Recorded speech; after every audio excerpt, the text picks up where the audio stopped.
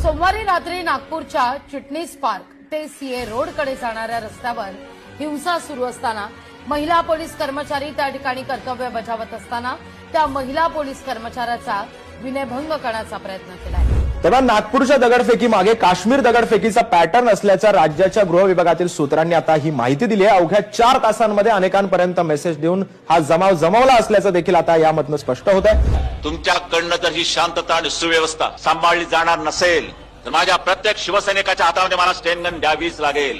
जिथून मिळेल तिथून मी घेईन, पण मात्र त्या शत्रूशी मुकाबला केल्याशिवाय स्वस्थ बसणार नाही। हा आमच्या धर्माचा अपमान आहे। आता सहिष्णुवादी राहता येणार नाही। सहिष्णुपणा आमचा संपला, जळून तो खाक झालेला आहे। आता जर हिंदू धर्माच्या विरोधात कोण उभे राहील तर त्याला त्याचं जळून आम्ही भस्म केल्याशिवाय राहणार नाही।